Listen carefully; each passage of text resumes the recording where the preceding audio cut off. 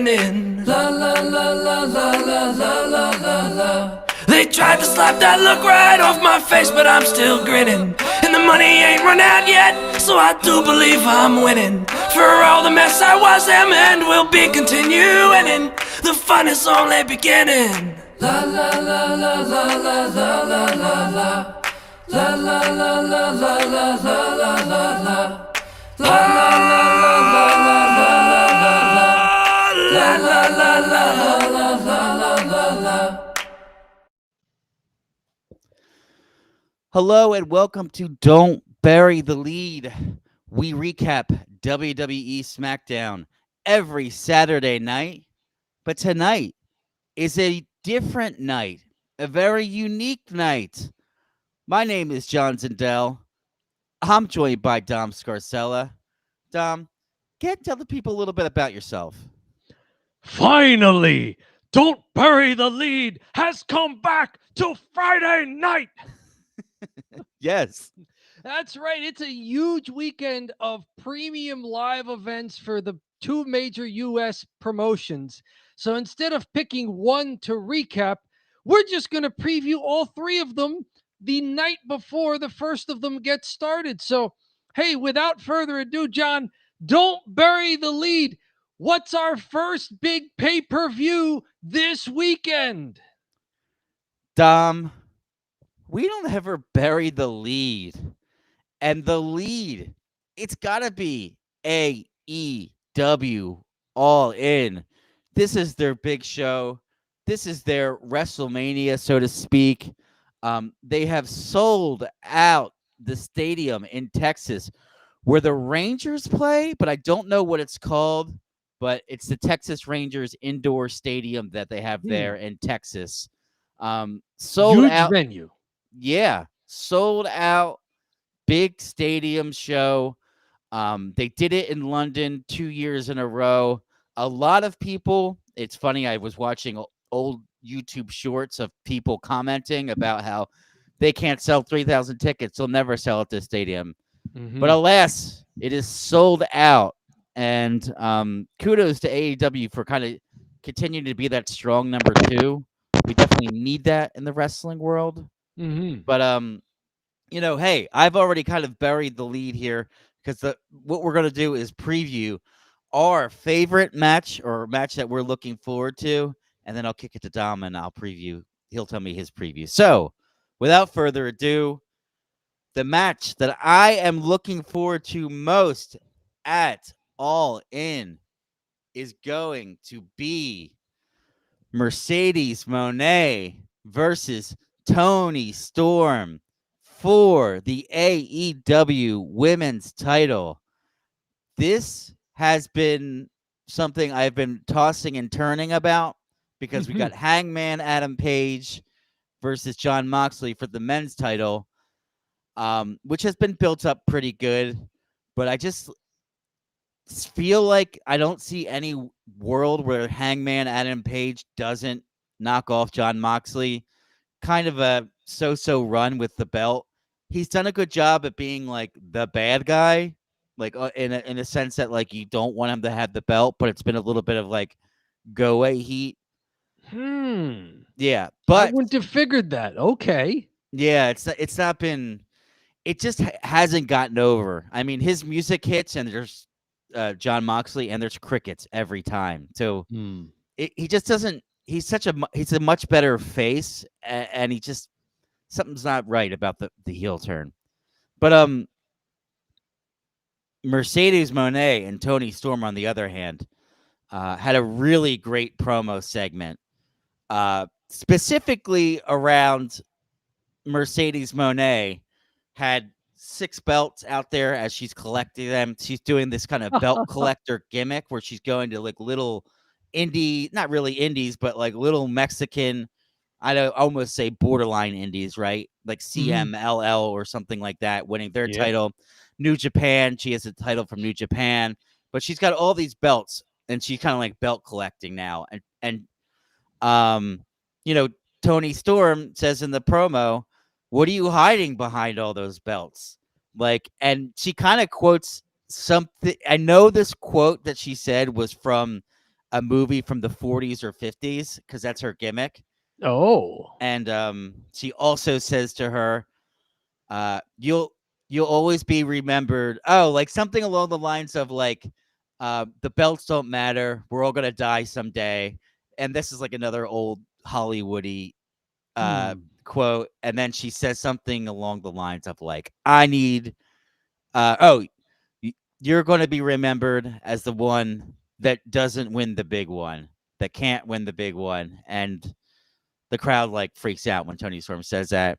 And then, I thought the segment was good. I don't know who's going to win. Okay. And I have been very high on Mercedes Moné in the ring. I think she's been great and a huge addition. And Tony Storm is the best character in pro wrestling. So Okay. Who's the face and who's the heel in this one? Is it clear or clear enough? Tony Storm's big time baby face. People love her. Really? Mm-hmm. She started as a heel and almost a comedy heel, but they had to turn her like she just holistically turned face. Okay. And Mercedes Moné is working as a heel and getting that kind of reaction? Yeah. She's been the CEO, the money girl, and she's just been a bitch. Okay. For a lot of her run. It's very natural for her. She's just way better slated as a heel. I think they brought her in as a face a little bit to start, and then just immediately turned her heel. Okay. Has there been good build for the two of them and their feud? Yeah, I think so. I mean, Mercedes Moné is undefeated in AEW, and she's the TBS champ. So she's the TBS champ. She's had a good build. She has not lost ever since she's left the WWE. I think she might have lost something in Japan or some, but like she hasn't really lost anything in AEW. She's undefeated in AEW. She's gonna face Tony Storm. Tony Storm's a big baby face. I really don't know what they're gonna do. I could see it going either way, and I'm happy with it either way. And there's some other stuff like in the in-ring perspective that I really like about Mercedes Moné. Like she actually does wrestling moves. She does holds. She does locks. She does stuff that slows the pacing of the matches down. And that's just stuff I like to see out of my pro wrestling. That's just the brand that I like. And then Tony Storm, her finisher is basically a roll-up. So like that's what she keeps winning on. She keeps winning on just like rolling people up and like cradling them, and that's it. I think it's called the inside. I'd have to look up what she is specifically saying. It's an inside cradle or a small package reversal? Small package. That's what it is. Okay. Also, Tony Storm does a lot of dirty humor, like lots of very dirty humor. So she does the small package. It's like it's like third grader humor, right? That's why she does like the small package as her finisher. Very good. But then also it's a great move. Like it's just it's a really good wrestling move. Yeah, so it's funny to see a face do the small package and seeing that get over after years of having the moves to be as big as crazy as possible, right? Yes. I like that. The rest of the card, Swerve Strickland and Will Ospreay versus the Young Bucks. They've got a men's and women's casino gauntlet matches. The women's one features I think Chris Statlander, and the men's one has MJF in it as sort of the highlights. The TNT Championship, which is sort of the men's second tier belt. You mentioned the TBS being the women's second tier belt. TNT Championship, Adam Cole versus Kyle Fletcher. AEW World Tag Team Championship. It looks like it's a triple threat. The Hurt Syndicate, Bobby Lashley and Shelton Benjamin, they have the belts versus Christian Cage and Nick Wayne, the Patriarchy. And then Jet Speed, Speedball, Mike Bailey, and Kevin Knight. And there's also one other championship match you didn't mention. They're calling it the AEW Unified Championship. Is that the old, what was it, the Continental Championship and the International Championship? They're That's Kenny finally Omega versus Kazuchika Okada. yes. So they have too many belts, and they're finally doing something about it. Mercedes Moné has too many belts. She has 6 belts, but to be fair, they're from different organizations. Yes. But AEW specifically, at one point, they had the FTW belt, which was Taz's belt from ECW. It was like the dumbest thing. Okay. And they had like every guy they would sign, they would just win a belt and just give him a belt, and everyone was just carrying belts around. And then they all have Ring of Honor belts that they'd all come out with. So like every person that would have a belt. It's like, so they're finally like consolidating a little bit, and they're like, okay, we made it too many belts. Okay, which one of these other matches do you think has had a really good build as far as, there's a rivalry between the guys? It makes sense as to why they're locked in this kind of a match. Well, if I'm going to go ahead and pick a storyline, it's definitely Okada and Omega, as they are the two that had the 7-star Dave Meltzer matches. All right. Dave Meltzer created a new scale because their series was so good. In his opinion, this has been a very controversial thing, needless to say, as Dave Meltzer star ratings are, I feel like you talk about a Dave Meltzer star rating in any part of the internet wrestling community, and it brings a lot of tension, right? Sure. Because it's like, what's he know? He doesn't know anything. He just likes people in Japan. And then they're like, hey, he's just a guy that's giving star ratings. Calm down. Mm-hmm. Yes, he at one point went to 6 and then had to go even higher than 6. Yes. So they had the elusive 7-star match. These matches are fantastic. I think that it's warranted, and their rivalries were really good. And the Japanese crowd is fantastic. And by fantastic, I mean we see the European crowd, and we both sometimes roll our eyes because they're just cheering for no reason. The Japanese crowd cheers at nothing. So when they're cheering, you're like, oh, they're into it. They no sell everything. Oh, the Japanese crowd works stiff. They work stiff, no cells. A lot of potatoes there. The European crowd is Shawn Michaels against Hulk Hogan. Yes, exactly. Just selling to amuse themselves. Right. Kenny Omega, is he back? Is he back to being the Kenny Omega you remember after his long illness and surgery that he just had to recover just as a person to get his health back?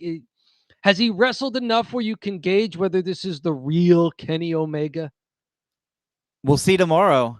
I mean, he's had some matches in tag settings, like 4-man tags and 3-man tags, to just have him come in and warm up. How did he get the belt he has now? I'm sorry. Yeah. So he has wrestled some single matches. Okay. I'm trying to think of who he beat. I should say this. I'm not quite sure there. Only because I don't even know how he won the belt. Okada has been great, and he won in a tournament.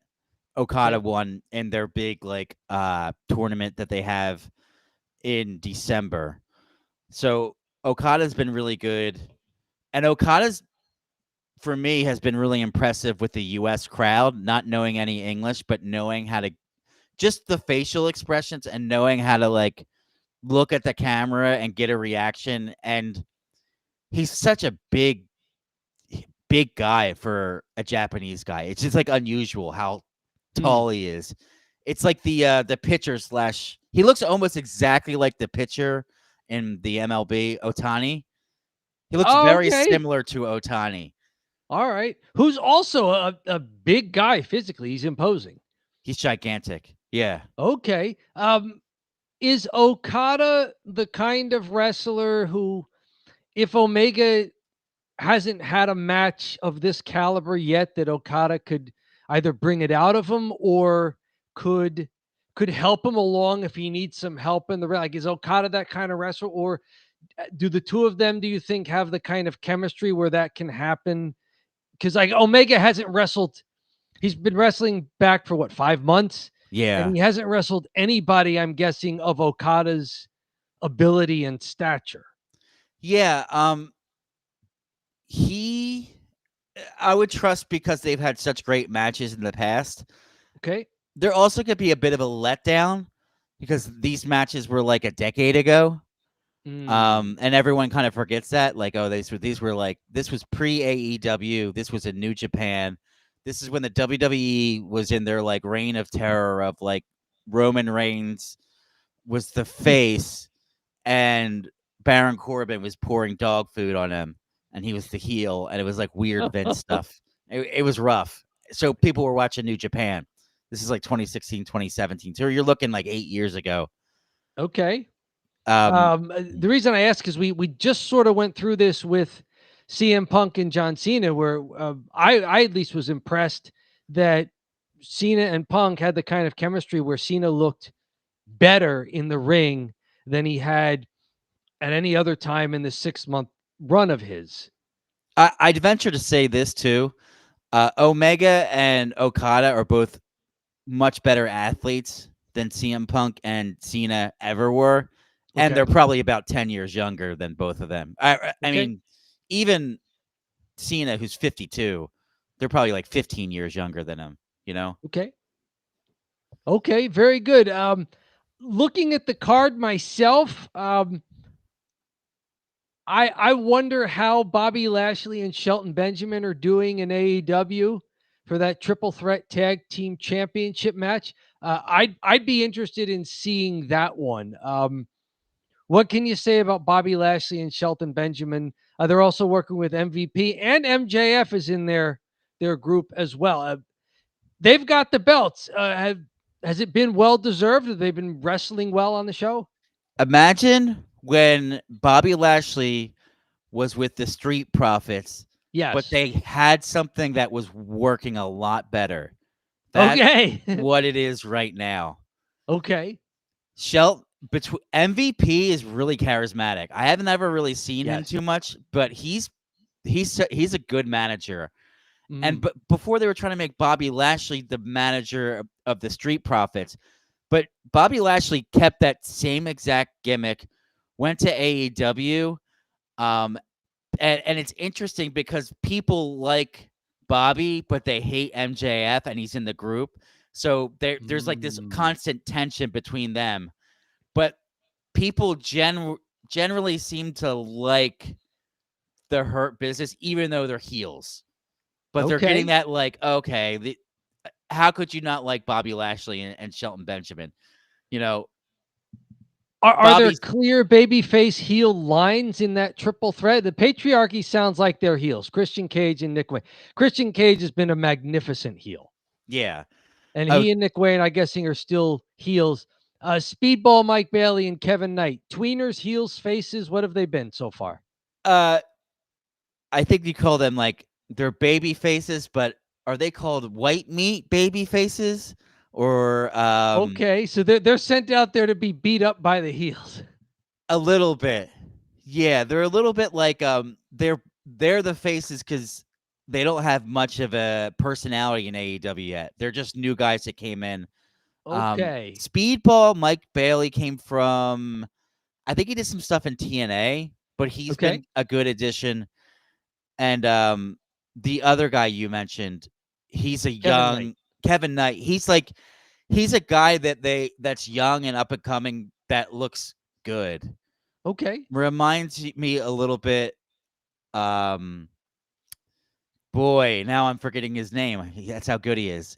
He's a SmackDown guy. He came up from NXT. He's kind of like Carmelo Hayes. Carmelo Hayes. Really? He's probably he's a little bit like Carmelo Hayes, I'd say. All right. But he doesn't have Carmelo Hayes has kind of the heel arrogant personality, and yes, Kevin Knight doesn't have that yet, or he hasn't brought it out yet.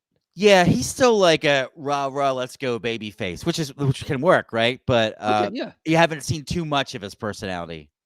Okay. What is a casino gauntlet match? I'm familiar with gauntlet matches. The old NWA and WCW used to run them all the time. What is a casino gauntlet match? Is that anything, or are they just naming it? I think they call it the casino gauntlet match because there's a poker chip at the top. And the reason there's a poker chip is because it was originally in Las Vegas, and the name is All In, like Yes. poker, like all in. Yep. So they call it the casino so they've just Do you kept get that gimmick. anything for getting the poker chip? Is it similar to Money in the Bank It's case, or what TNA used to do with the Feast or Fired or whatever they called it? it basically is the number one contender. Okay. So it's a huge match to figure out who the number one contender is. But it's not like a briefcase where you cash it in. I've seen this done in the indies too, where like they've just picked different things outside of belts. Like I've seen the brass ring. They've used that sometimes in the indies. Like someone did that. Like that's the old Vince McMahon adage, was grab the brass ring for the wrestlers that were that needed to do better, or like they wanted them to go above and beyond. So they would like hold a brass ring. It's kind of like that. It's this goofy chip. Okay, but there's something on the line. I like that. Mm-hmm. And it's gauntlet match, so it's kind of like a staggered entry thing. Two guys got to fight it out, and then when somebody wins, somebody else comes out. I wouldn't be surprised if either MJF wins it, or maybe it could be it probably will be MJF. But it's probably MJF. Is there anyone else there who you could see being a credible number one contender in that match? I mean, Mark Briscoe's in it, right? Briscoe's the other one. But he's been a tag team guy. Is he credible as a singles guy? Is this his singles push? I've loved him as a singles guy. Okay. He's great. He's really the total package of he's another like Mick Foley type guy, where he's unusual. He's got a bizarre charisma about him. And his charisma is more like he's like a redneck, and he's proud to be a redneck. He's got like no teeth. Like he's got the whole crazy gimmick, and the crowd likes him. He was a Ring of Honor champ for a little bit, and and the crowd really responds to his promos. He has what they call talkie talks. So his promos are talkie talks, and he's just like crazy, wow, rambunctious, man. Okay. Like, that's basically it. That's the promo. So he's wow, crazy, rambunctious, man. And he's like a little bit like Boomhauer and King of the Hill, where he's like, but you don't know exactly what he's saying. So he's just like crazy man all over the place. And yeah, he's got that legacy with him and his brothers. And always the cheap heat, always with his brother, with the heels, always talking about his dead brother and bringing that up. Oh my God! It's like sort of similar to how Christian Cage always brings up people's dead family members. The dead father, yeah. But as a heel, it's the cheap heat of talking about their mother, of talking about his dead brother, and how MJF already did the cheap heat this week. He said that his brothers, first because he was like preparing. He's like, oh, MJF, I know you'll say something bad about my brother. And he's like, I'll never say anything bad about your brother. Your brother's a legend, but he'd be embarrassed to see what you've turned yourself into. Like, he's staring down from heaven, and he is ashamed of you. Dumb cheap heat. There you go. But that's AEW. AEW, it's an afternoon start for us here in the East Coast of the U.S., right? Was it 3 p.m. Eastern? Yes, 3 p.m. This is like a college football Saturday afternoon, so wrestling fans out there, you really don't have to choose either or. You can watch all of All In and then do what's next on our list. Is it time to head to the next one? Yeah, let's do it. Let's move in to the Saturday night show, which is called WWE's Saturday Night Main Event. Mm-hmm. This is not a pay-per-view, but it is live on NBC. So a big deal getting, I mean, at least it was at one point, right? Getting the broadcast network television. It network was huge television. when this happened in the 80s. It was kind of trumped by Fox having SmackDown every Friday, Sure. broadcast television. But now that that's gone away, it's almost special again that 4 times a year they do broadcast television in prime time. Yeah, so I rambled on and on here about AEW. Dom, maybe you could tell me, what's the match you're looking forward to most at Saturday night's main event? This is only a 2-hour program. It's on TV. It's got commercials. There's only been 4 matches announced on the card. I'm not sure if they're throwing an extra one in there this evening on SmackDown, which is running concurrently to Don't Bury the Lead right now. There's a World Heavyweight Champion Gunther versus Goldberg, in what has been billed as Goldberg's retirement match if he loses. If he wins, I don't know what happens. Maybe he stays around. There's also Solo Sikoa's first United States Championship defense against older brother Jimmy Uso. Then we've got 2 grudge matches. Randy Orton versus Drew McIntyre came about very quickly. But the one that seems to have had the most week-to-week build is LA Knight versus Seth Rollins. I want to see that one more than anything because Seth Rollins has never been a SmackDown guy, so you and I have only seen him on premium live events and video clips, really. But I'm always impressed by Seth Rollins and what he does in the ring. And I'm always impressed by LA Knight in the ring, on the mic, no matter what he's doing. I want to see that match. There's no belt involved. There's no number 1 contendership involved. I just think it's going to be 2 guys who can really wrestle. I think it's going to be fantastic. I'm also intrigued because you've brought this up. Hey, head on over to the Don't Bury the Lead, a wrestling channel on YouTube. You have an LA Knight old-fashioned just analysis video that you put up there about how LA Knight, he keeps losing he hasn't won a match that he's been in 7 tries? Yeah, it's insane. So does his losing streak continue here? It seems like he's being set up for another loss as Seth Rollins, Braun Breaker, and Bronson Reed all gang up on him. I mean, does LA Knight steal a win here on Saturday night's main event? It is crazy because I made that video thinking, well, maybe they'll turn it around. I mean, just in general, sometimes Hunter zigs when I always, when he should zig while he's zagging, right? I think he's done a good job with understanding the crowd, understanding what they're doing wrong, and like correcting it. But to see him go against Seth Rollins, is he going to take another loss here? It feels like it, right? I mean, Seth Rollins is supposed to be built up for his rivalry with CM Punk. So if he has a rivalry with CM Punk, then what's LA Knight there besides the guy that's going to take the loss again? Now, I will say I am intrigued because they had Braun Breaker face Sami Zayn and Bronson Reed face Jey Uso, and they're pairing LA Knight with Seth Rollins. I thought LA Knight would have to sort of run the gauntlet, not to steal AEW's matches that are here, but I thought he'd have to run the gauntlet through some of the henchmen before he'd get to Rollins. And they're going right to LA Knight, Seth Rollins here. Wow. Yeah, right. You thought like he'd beat Bronson Reed, and then maybe he makes it tonight, and then he maybe makes it to Seth Rollins and loses. But right away. No, the match against Bronson Reed, I think, was thrown out or something like that. LA Knight, it wound up being a gang up against. I'm wondering what happens. I think that one's had the best build, and I'm also looking forward to it because I think it's the 2 best workers as far as I can see them. I mean, Gunther's an awesome worker, but I don't know what Goldberg at 58 years old has left.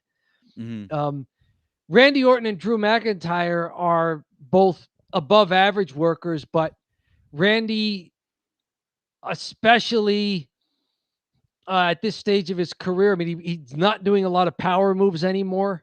I do want to say one thing. Anyone that says cats aren't social creatures, you could just see behind my right shoulder here, the two cats headbutting each other, being friendly, being nice.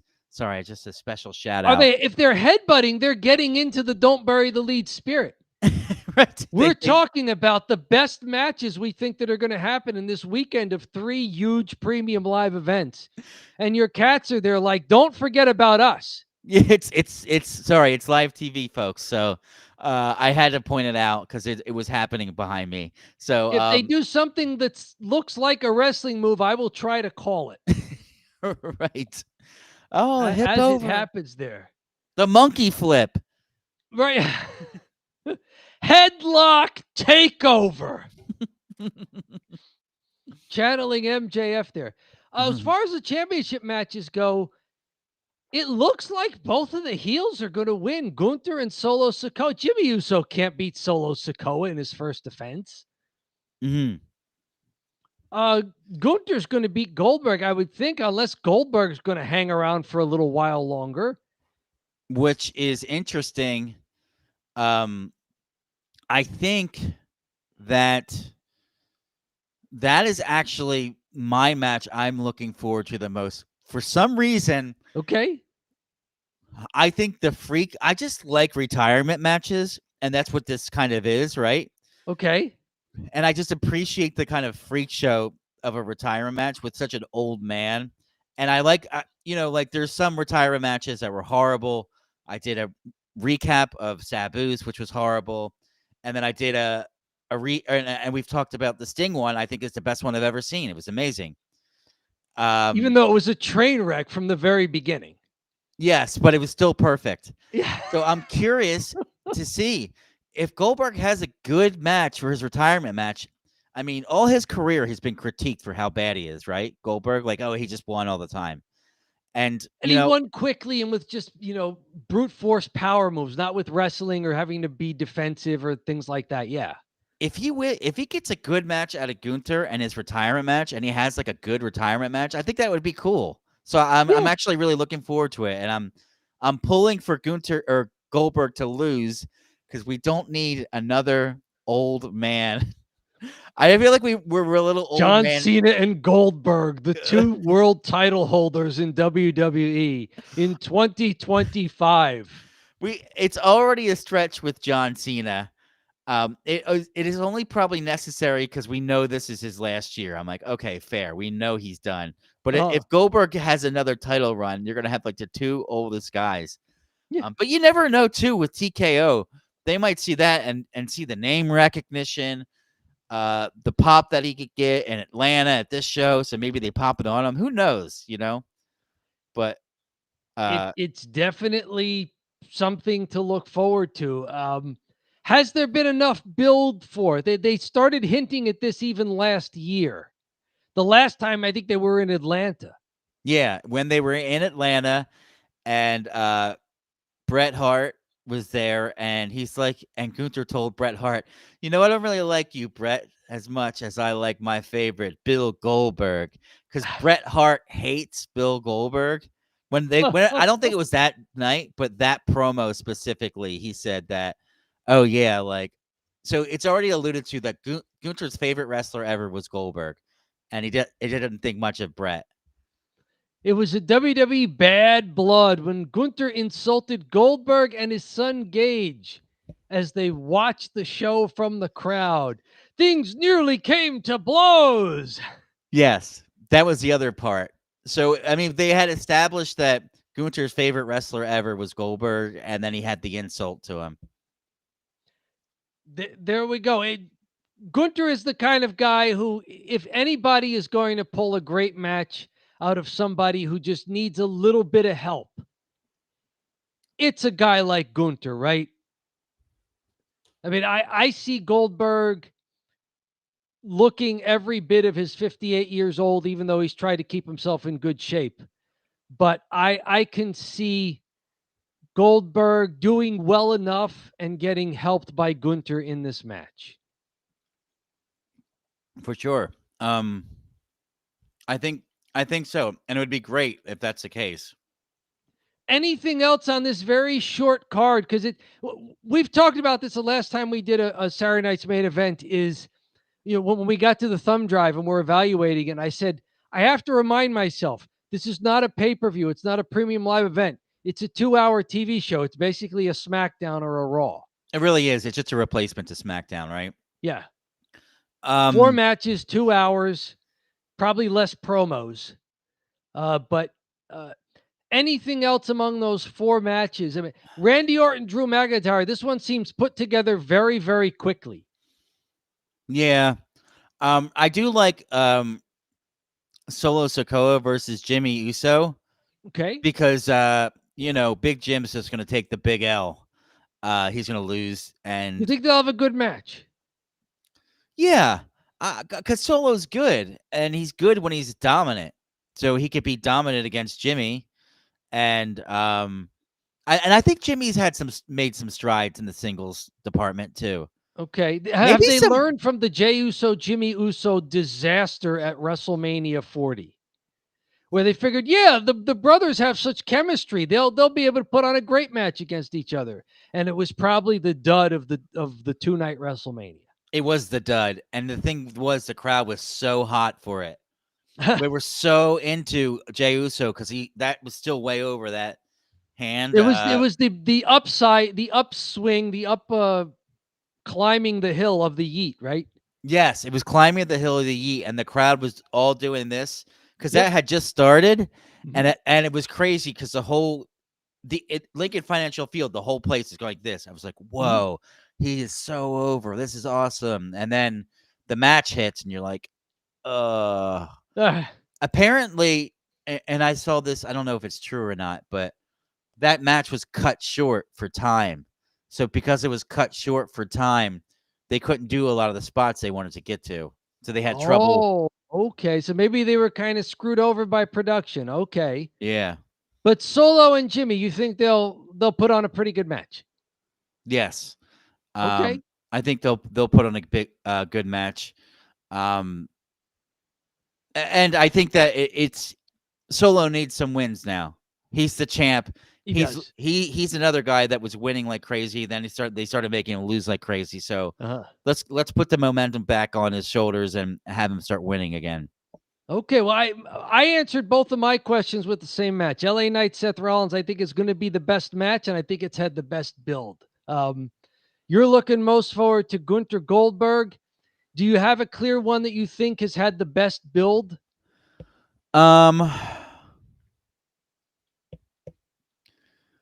Probably LA Knight. Well, you know what? I'll go ahead and say it. I think it's Gunther and Goldberg again. There you Because go. the build's been good, and it's a retirement match. So you have that interesting gimmick to it. I mean, if it's booked well, I think it's booked well. Like, yeah, okay, it's a retirement match, and they don't like each other. Cool. And I'm not sure if the title's on the line anyway, so it could be the kind of thing where Goldberg could score a cheap win here somehow. Yeah. If it's a non-title match. So is this match in Atlanta? I believe it is in Atlanta. I think that's part of the lure of it. I wonder if it would be completely insane if Goldberg wins and then takes the mic, retires, hugs his kids, and then they give him a champion's retirement. Or does he lose and he takes the boots off and he puts him in the middle of the ring and then hugs his family, and that's that, The match is going on last, and I imagine that Goldberg will finish prominently in the show going off the air, right? Yeah, for sure. All right, well, that's the 4 matches for Saturday night's main event and our Don't Bury the Lead preview here. You may have noticed something about this Saturday night's main event preview. No women's matches. Why might that be, John? Well, in this absurd weekend, we have another pay-per-view. WWE has 2 pay-per-views. One, just to be jerks with AEW. They put their NXT show out the same day, same time. Just why not, right? Why not? And then so nobody watches it, right? Yeah. Then they have on Sunday the women's Evolution, and I believe this is here on Sunday because they were just trying to screw around with AEW, and they didn't know which day, so they had it like poised for either day. They just had everything Okay. for this weekend. They just loaded up just to make sure to pee in their Cheerios. To try and ruin All In for AEW. Well, it didn't work because All In is taking place in the afternoon. Everybody's going to be able to watch it and then be able to watch Saturday night's main event. Mm. And then on Sunday, be able to watch Evolution. Now, Evolution apparently happened 15 or 20 years ago, thereabouts. It was a all women's pay-per-view that WWE put on. And there was talk of reviving it for this year. The Bella twins have been involved in it. And this is it. It's coming to fruition. So 7 women's matches on this card. I'll run down quickly. Women's World Championship, Io Sky versus Rhea Ripley. Women's Intercontinental Championship, triple threat, Becky Lynch, Bayley, Lyra Valkyria. WWE Women's Championship, Tiffany Stratton and Trish Stratus. Women's Tag Team Championships in a fatal four-way, Raquel Rodriguez and the newly crowned Roxanne Perez versus Charlotte Flair and Alexa Bliss versus the newly reformed Kabuki Warriors, that's Asuka and Kairi Sane, versus Sol Ruka and Zaria, I believe, who are NXT call-ups for this match. There is a battle royal for a women's title match. There is a no holds barred match between Jade Cargill and Naomi. And there is an NXT Women's Championship match between JC Jane and Jordan Grace. 7 big matches. John, what's your favorite match on this card that you want to see? And then what do you think has been the best build? Well, I'm not gonna lie. Pretty stiff competition here. I'll just say best build. This is at least best build, maybe best match, but at least best build. Naomi versus Jade Cargill is the best build. I could even say maybe my match I'm looking forward to most, but let me hold off on that for a minute. Maybe I might pick another one. This is going to be a really good one. And I say this because I want to see both Jade Cargill and Naomi do something special here. And I think they can. I think Jade had a lousy match with Io Sky. Not such a bad match, just a bad reaction from the crowd. And when she won King of the Ring. So it feels like she needs a bounce back. I'm not saying she should win or lose. I'm saying she needs a bounce back match to make her look like she could be a champ. Naomi right now looks like she could be a champ. So I think this needs to be 2 types of people that you say, when you're done, you're like, either of these 2 could be the champs, and I would be okay with it. And they've both got basically title shots. It's Queen of the Ring versus Miss Money in the Bank. Mm-hmm. So, yeah, very good. This one's been building for a long time. It's been building even longer than we thought it was because Naomi was revealed as the one who injured Jade Cargill and put her out of action more than a year ago. So, yes, lots of build for this one. And you said you may be also looking forward to this match. I think almost every match on this card is going to be interesting. WWE's women's division is stacked. I think there's plenty of talent to put on an all women's pay-per-view with 7 matches. I mean, the battle royal might be a little hokey. That may be the one where you see some of the older stars coming back. The Bella twins are probably involved in that. We can say, although I do want to mention someone who's not on this card, and it's an unfortunate circumstance. It's Liv Morgan. Yeah. WWE had a lot riding on Liv Morgan. Her injury ruined 3 hot angles and main events of at least 2 pay-per-views. She was supposed to face Nikki Bella at this Evolution. She was also at Night of Champions supposed to face Io Sky. And she was in the Women's Tag Team Championship duo at the time. So they were maybe overworking her, and one little freak accident meant they had to rewrite 3 big angles. So without Liv being here, I think they've made as good a pivot as they could with the tag team championships. Mm-hmm. I think that's fun, putting Roxanne Perez, who's been trying to get into Judgment Day, into that tag team. I think they've found another main event here that's not going to be Liv Morgan, Nikki Bella. Io Sky, Rhea Ripley is the match I'm most looking forward to. You know what? That's actually, I take it back. Io Sky versus Rhea Ripley is the match I'm most looking forward to, and I think the best build is Jade and Naomi. And I'm rooting for both. I like all 4 of these competitors, so it's tough for me to pick who I like more. But I'm really pulling for Jade and Naomi. Io and Rhea looks like it's babyface. They're both getting cheered like crazy. Yeah. There's an interesting build in that match that I was unaware of. Rhea Ripley has never beaten Io Sky in a singles match or when a title's on the line.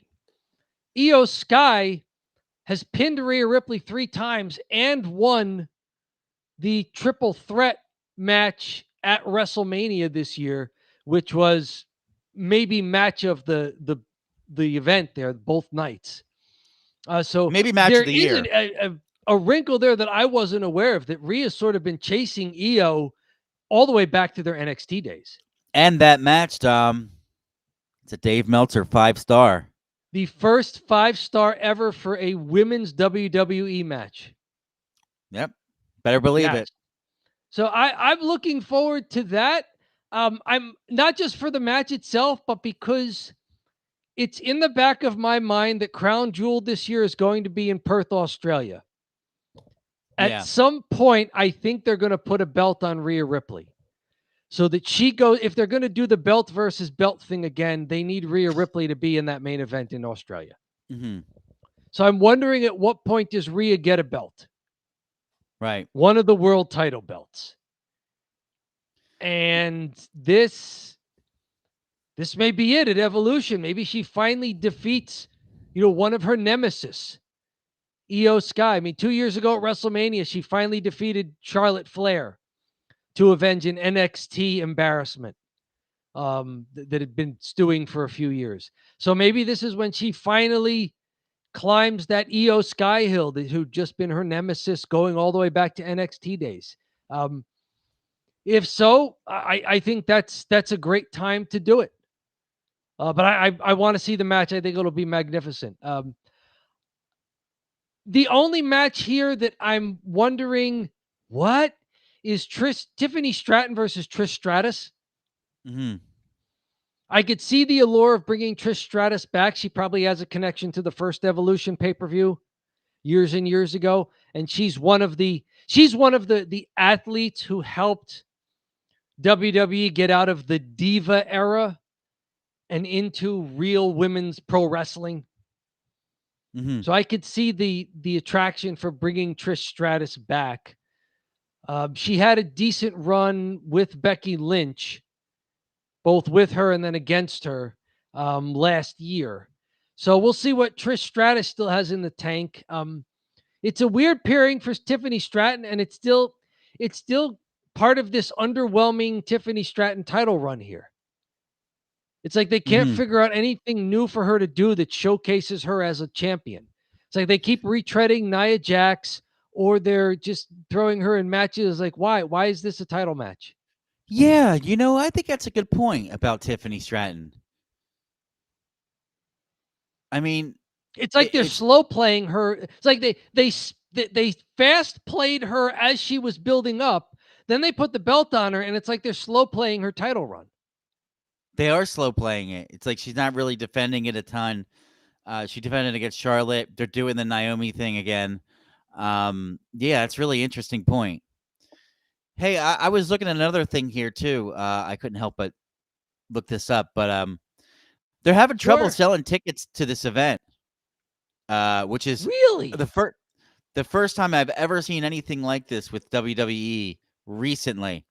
And now this was 4 days ago, but Okay. as of 4 days ago, they're playing a really small venue, and basically, the total amount of seats that they can fill is 6,652. With only a Okay. week in hand, only 4,804. So not a sellout with 6,600 seats. I mean, we're talking WWE who sells out everything. Yeah. But I mean, this is what you get for being all thinking about the other company and not thinking about your own company and not spacing these out to a way that would make sense, right? They're trying And the to, other company just sold out a baseball stadium, a major league baseball stadium. why would you run your AEW or your NXT show during AEW? Then you have the Saturday night main event. You have Sunday Evolution. You have Monday Raw. Friday SmackDown. It's like, of course, you're going to have trouble selling tickets. It's a lot Mm-hmm. in a very short time span. Yeah. Maybe that was the reason for quickly putting Io Sky, Rhea Ripley on this card I know. and saying we need some more current 2025, not nostalgia star power. I mean, Becky Lynch is here. But even Rio and Io Sky are great. They're probably, and I haven't checked. This was 3 days ago. They probably sold out once they announced them. But you've also got a lot of NXT girls I don't know of. So The tag team match features, some NXTs. I've heard of JC Jane and I know Jordan Grace. She's been in a couple of Royal Rumbles when she was TNA, and she's been on NXT and apparently is in a pretty good program there. So they're doing well for themselves there. Jordan Grace seems just like a matter of time before she's on the main roster. She's good. She was excellent in the Royal Rumble. Yeah, good athlete. Yes. Mm-hmm.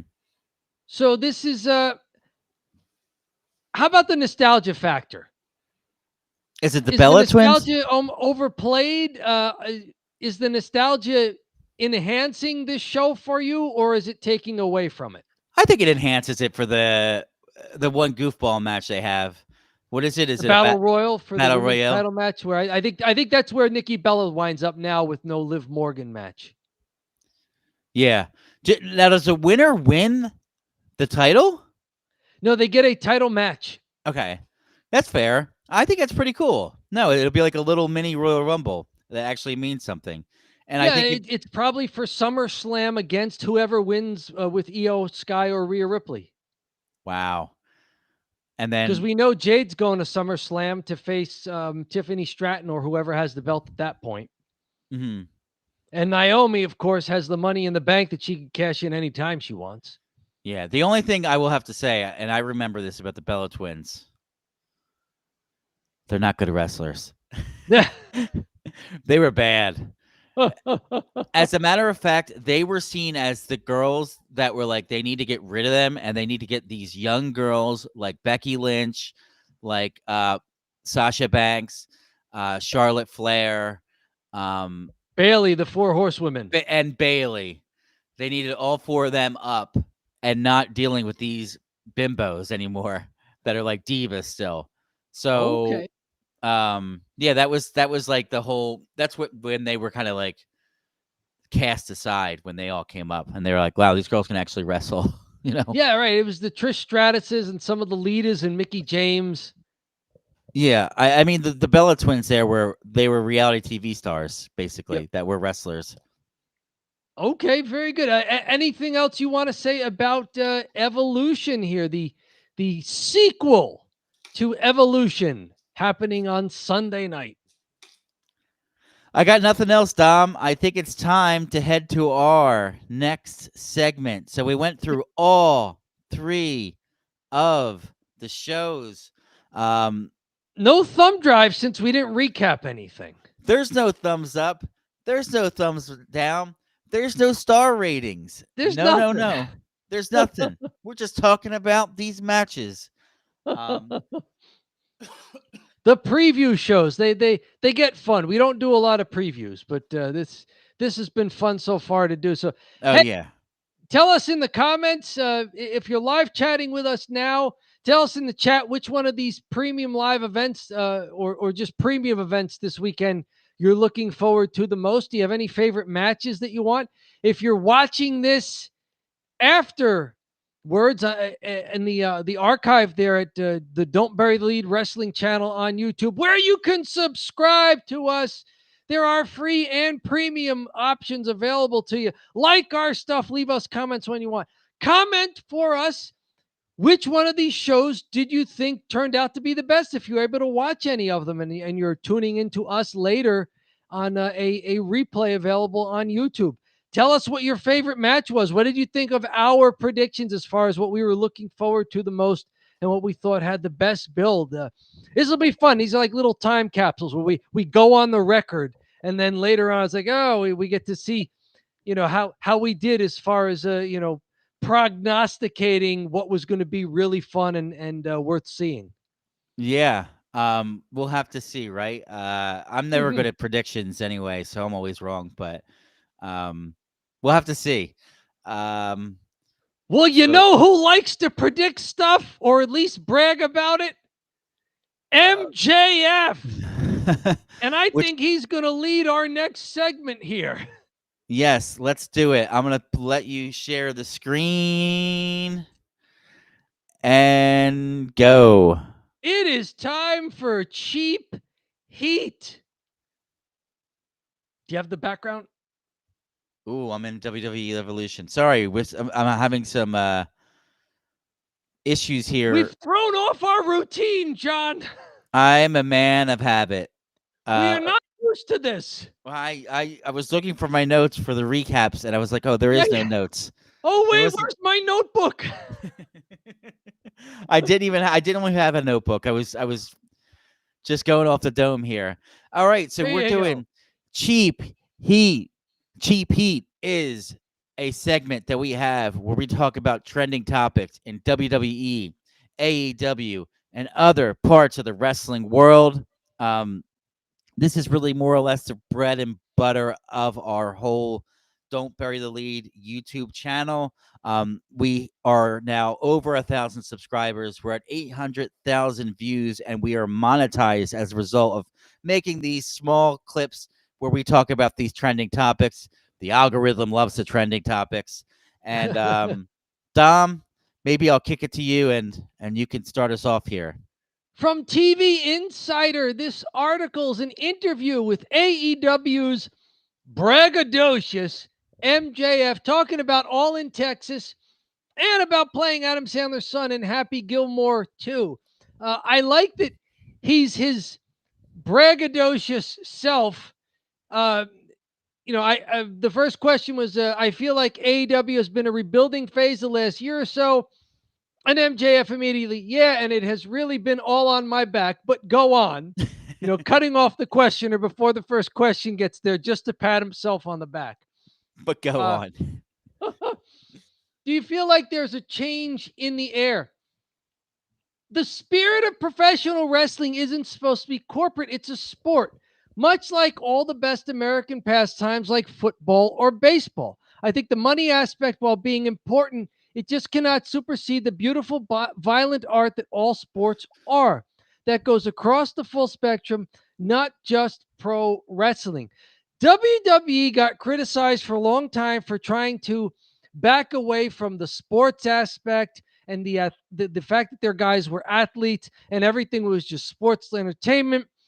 That they had a ban on calling people wrestlers on their programs, superstars and divas. And here's MJF just coming out there and like, yeah, this is like football and baseball. It's a sport. Mm-hmm. I like that. What say you?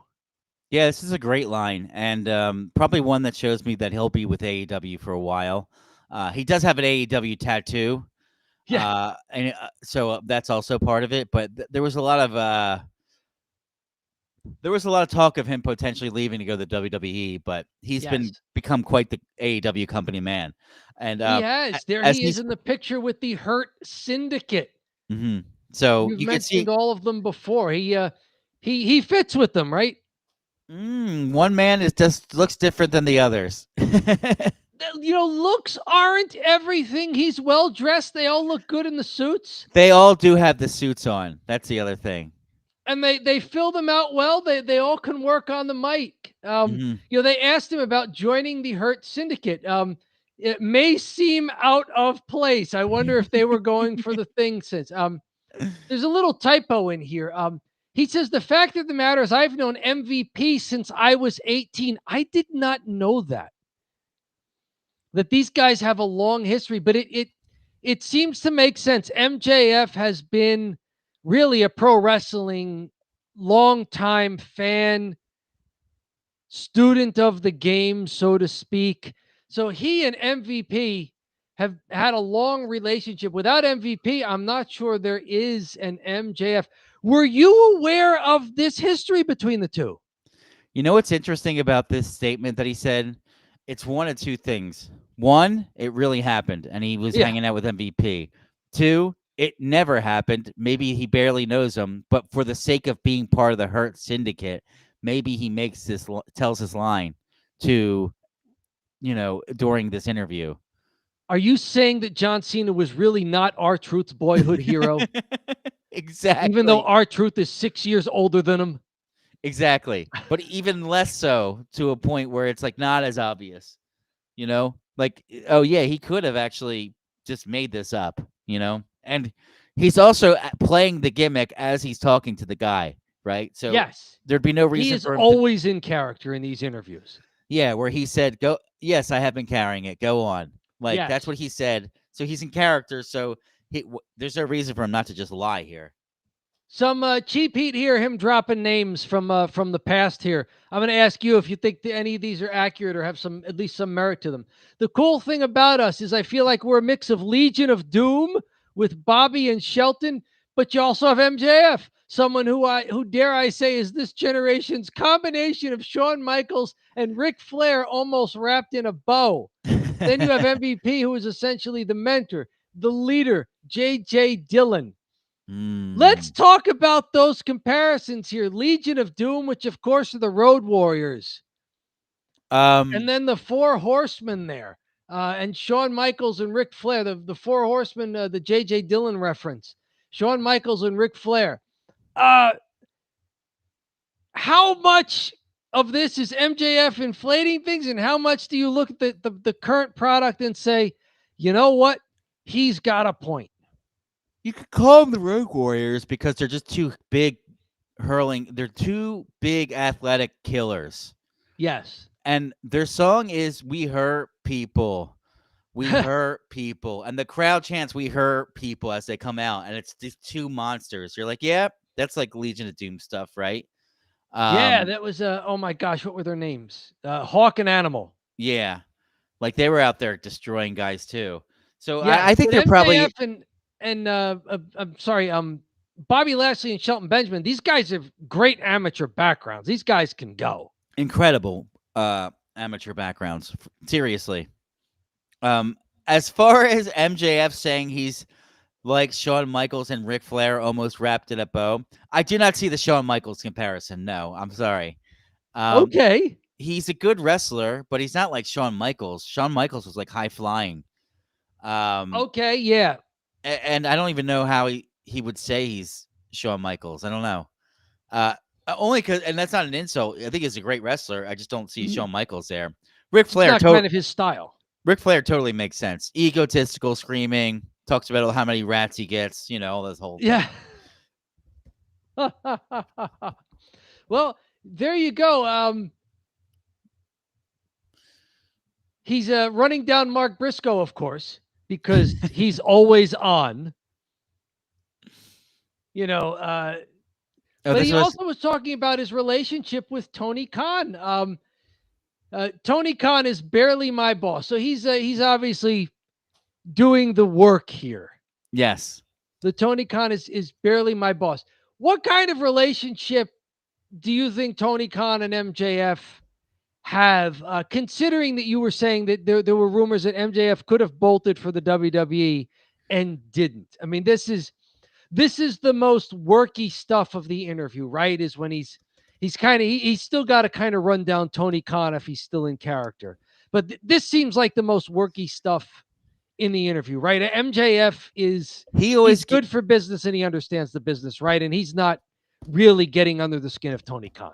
He gives Tony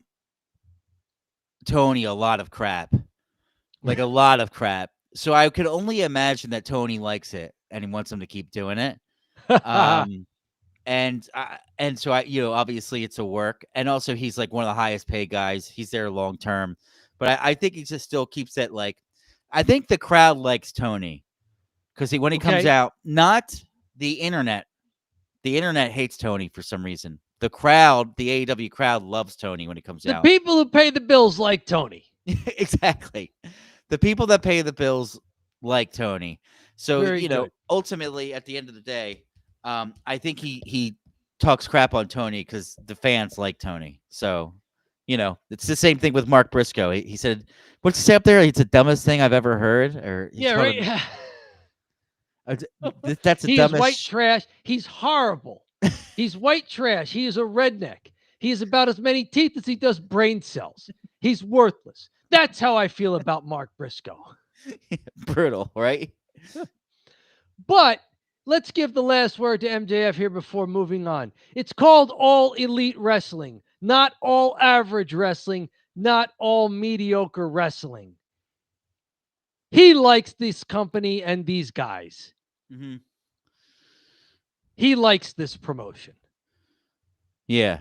Like he's talking when the last word comes in, he talks up the promotion he's in now. Yeah. Even it's this last sentence All here. Elite Wrestling. Right now, everyone in that locker room is on the same page. Like he's almost like wandering into a face promo here. Yeah, right. We're all given 110%. If you think you're going to come to my company, and yes, I said my company because I've been here since day one and I'm the best professional wrestler in the world. Mm-hmm. If you think you're going to come into my company and barely put in work, you are out of your mind. Mm-hmm. You don't belong here. We don't want you here. So stay where you are and be miserable over there because you don't belong swimming in the ocean of sharks that is AEW. And you're talking to the biggest shark of them all in MJF. There you go. Well said. And well there's put. the Happy Gilmore trailer for those of you who want to watch this over at the TVinsider.com website.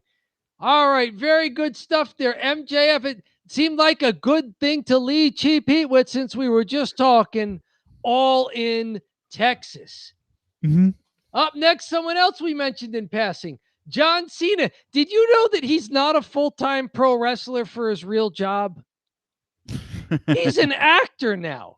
He is apparently doing Peacemaker Season 2, which is set to premiere in August and run through October.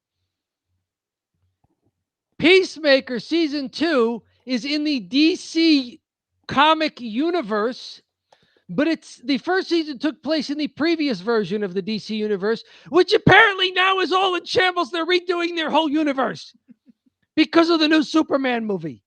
Now Peacemaker Season 2 is set in the same universe as the new Superman movie. It's like they're just doing new wrestling angles without acknowledging past wrestling angles, John. Yes. What's going on here? This is all way too pro wrestling for me. Another quote I thought was interesting here is Gunn told, this is James Gunn, the producer here, director, creator of the new DC universe, told Entertainment Weekly, this comes to us from Business Insider though, he is still considered a punchline, meaning Peacemaker, is still considered a punchline among all the other meta-humans. So he's starting the season in a bad place. A meta-human is a person with superpowers in the DC universe.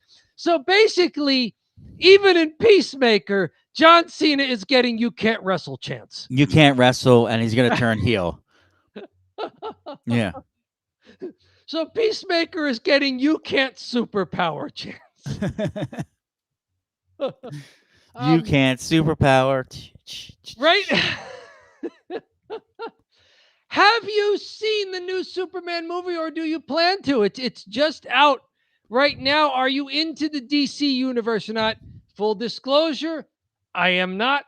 No, I don't know anything about any superhero movies. I saw like the Spider-Man movies, but that was, I don't know, 25 years ago. I went to go see those.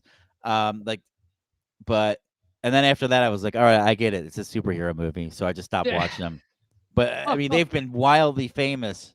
I think they're just starting to taper off. Like the last Okay. couple years, people are like, superhero movies, great. Just, I mean, they do so many of them. It's ridiculous. Okay, now this picture here that they're leading the Business Insider article with, I think it's the perfect picture. It looks like John Cena's character here is wearing khakis. Yes. Now, the way they crop the photo there, are these full-length khakis or is he wearing khaki jorts? They might be George. Are they cacorts? Is But John cool. Cena wearing full-length khakis or are they cacorts? Tell us in the comments, tell us in the chats. If you have seen this before, what is John Cena wearing with his khaki, his garments, as Dusty Rhodes would say, if you will. That's a short, Dom. Right. Hey, you talked about Triple H and being able to course correct when he gauges the crowd doing things. This comes to us from WrestleZone.com. Karrion Kross he's giving off very, very late 2022, early 2023 LA Knight vibes. They are trying to book him as a heel, and the crowd is giving him babyface reactions. Yeah. The fans would not let Karrion Kross leave after Raw went off the air this past week. Mhm. Seen in a video posted to Zitter there. This is the crowd. I won't play any sound here, but this is basically the crowd at the arena chanting, "We want Kross," because they know this is where the wrestlers leave from. Like, this guy is getting huge babyface pops. Scroll up a little bit. Who posted this? By God, Oh, you can play the volume because on Zitter there. yeah, this is his video. It's not WWE's. I don't even know if the volume will come through on the share. Oh, that's right. Yeah. But it is crazy, and Karrion Kross has a good rapport with internet people. Yes. He gets the IWC.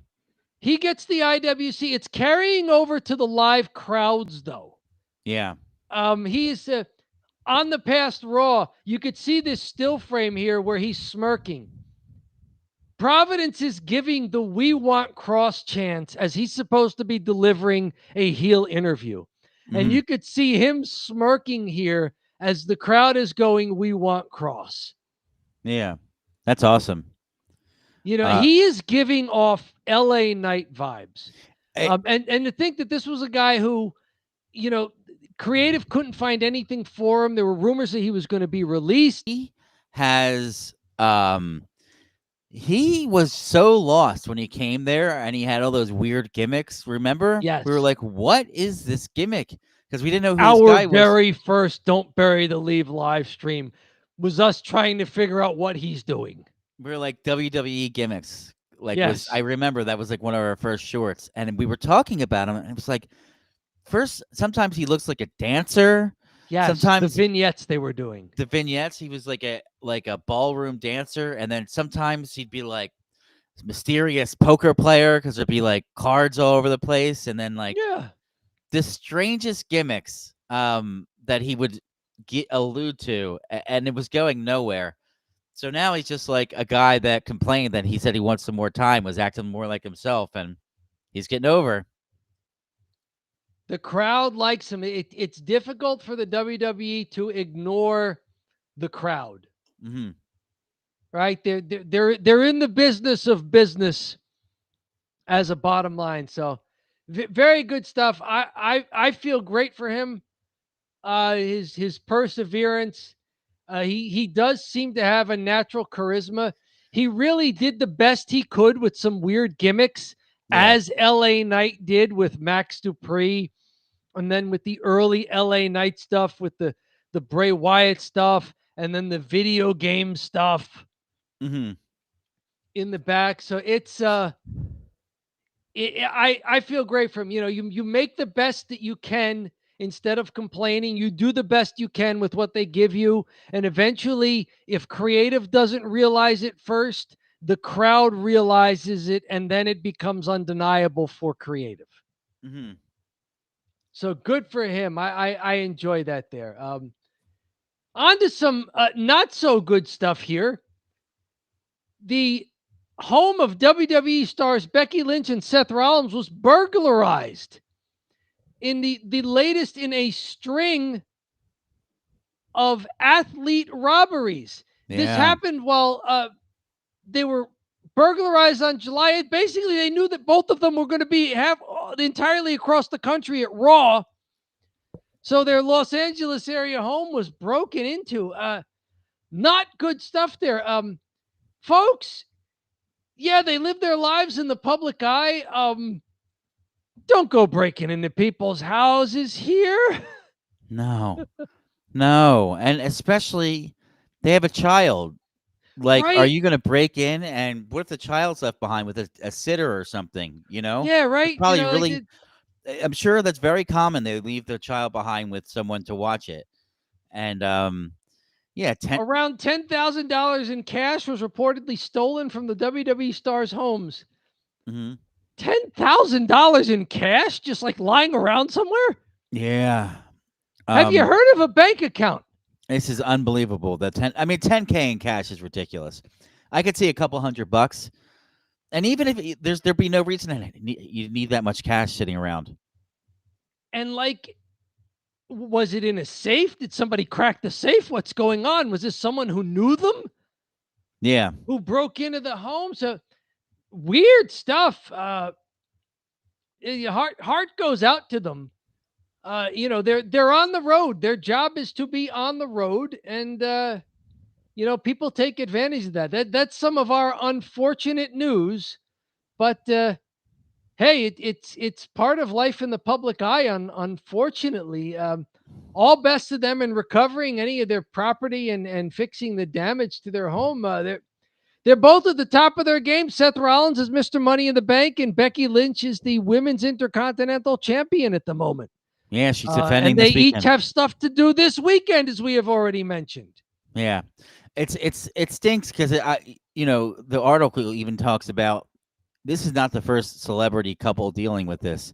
It's a significant amount of couples, and there's also a significant amount of money. Like there was way more stolen from, I think it was Travis Kelce. Yeah. Joe Burrow, the quarterback for the Cincinnati Bengals. Yeah. Last December, $300,000. Model Olivia Ponton was at the house. So a lot of celebrities. They mentioned, 2 months earlier, Travis Kelce and Patrick Mahomes. They were burglarized in 48 hours of each other. So, just kind of going after people whose jobs mean that they're on the road a lot. Yeah. It stinks. Hopefully the people get caught because it's ridiculous. And it stinks, but not as much as what color are these suits that Travis Kelce and Patrick Mahomes are wearing here? My goodness. My goodness, Tom. You are right. What's going on? Is this like a baby? Is that an actual color? Did they run out of ink? It looks like they were supposed to be white and they ran out of ink. My goodness, your tailor needs to change his toner. This is bad. These are multi-million-dollar men. They got to be dressed a little better than this, right? I hope they stole those suits. I hope those were stolen from them. It'll make the burglary worth it. Right.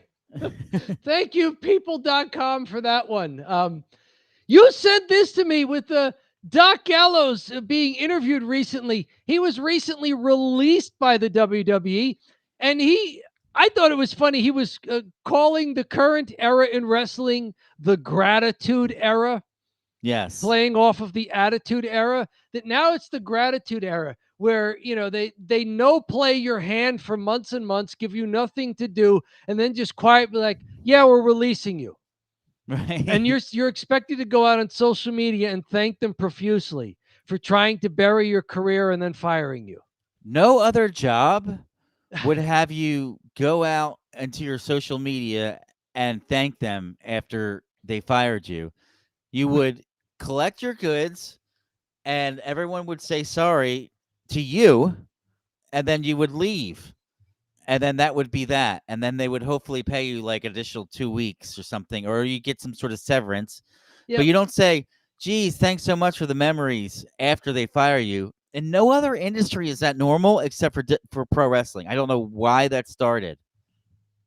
It seems to be popular in celebrity circles because you're always on, and if you're looking for your next gig, if you start bad mouthing the company publicly, then someone else has like, well, I've only got a year's worth of stuff for this guy. Is he going to crap all over my company if I hire him and then don't have anything for him after a year? Oh yeah, it definitely it sparks.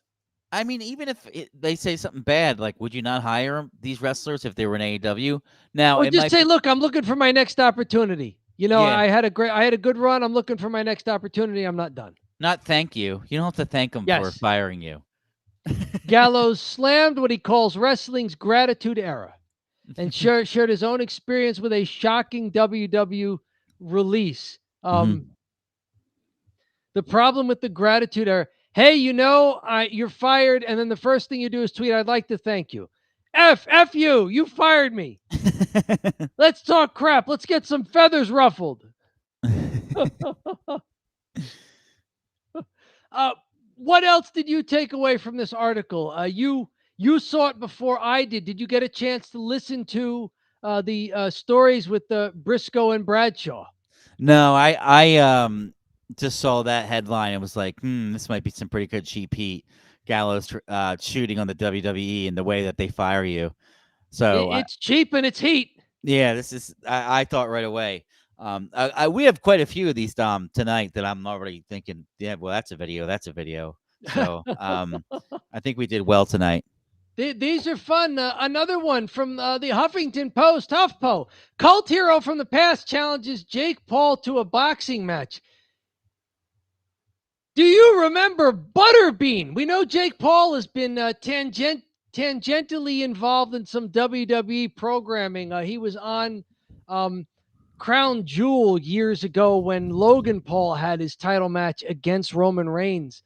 Butterbean was also part of the infamous Brawl for All, was it called? Whatever it was. Yes. The thing that was a Vince Russo idea that like ruined careers.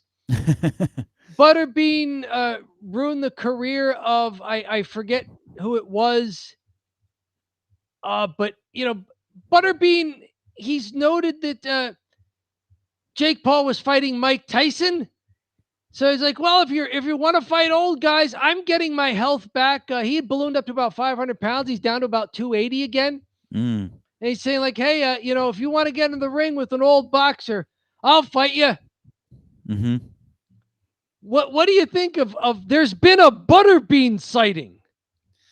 Well, I know that Butterbean was also in a wrestling match recently in the Indies, and Dave Meltzer He said it was one of the worst matches ever.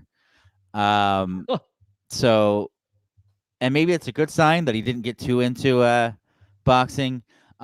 Jake is beating up really. He's so weird. He beats up really old guys, and he beats that were boxers in the past that are all washed up. And he also beats up MMA guys that are like half his size. There's no like weight class with him. So they're MMA guys, so they're not boxers, so he just boxes them. We talked about Goldberg wanting one final match. Butterbean says he's seeking one final fight. He's got a backup plan if the Jake Paul should never pan out. He said he'd box former UFC fighter Brock Lesnar if it could be arranged. Has he talked to any of these people, or is he just saying this? This would be like me saying this. Right? These are people who might legitimately hurt him too. Yeah. Like, yeah, I don't know. If he fought Jake Paul. I would have put Tyson had a better shot than Butterbean. Let's see here. My goodness. This was an interview with Ariel Helwani. So, a noted guy who knows his boxing and his pro wrestling. Butterbean, whose real name is Eric Esch, he's 58 years old. He's Goldberg territory, but without Goldberg's, let's say, fitness history. Yes.